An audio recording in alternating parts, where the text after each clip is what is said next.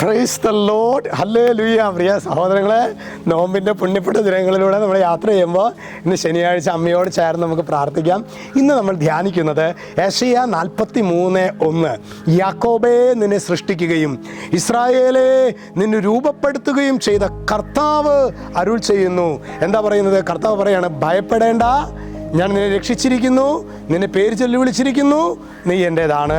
നമ്മുടെ ജീവിതത്തിൽ വല്ലാതെ നമ്മൾ ഒറ്റപ്പെട്ടു പോയി, അല്ലെങ്കിൽ നമ്മുടെ വളരെ പ്രിയപ്പെട്ടവരൊക്കെ നമ്മൾ മനസ്സിലാക്കുന്നില്ലല്ലോ, അങ്ങനെ ഒരു ചിന്തയൊക്കെ ചിലപ്പോൾ നമ്മുടെയൊക്കെ ജീവിതത്തിൽ വരാറില്ലേ സഹോദരങ്ങളെ? അപ്പോൾ ഇങ്ങനെ പറയും, ഭയപ്പെടേണ്ട. 3 കാര്യങ്ങളാണ്. ഞാൻ നിന്നെ രക്ഷിച്ചിരിക്കുന്നു, നിന്നെ പേര് ചൊല്ലി വിളിച്ചിരിക്കുന്നു, നീ എൻ്റേതാണ്.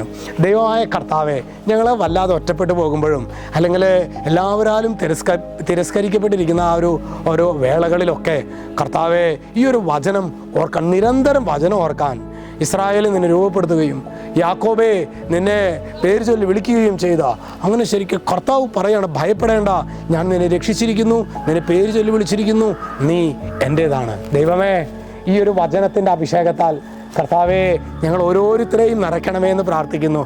കർത്താവേ, ഈ വചനത്തിൻ്റെ അഭിഷേകം അഗ്നിയായി ഞങ്ങളിൽ സംഭവിക്കട്ടെ എന്ന് പ്രാർത്ഥിക്കുന്നു.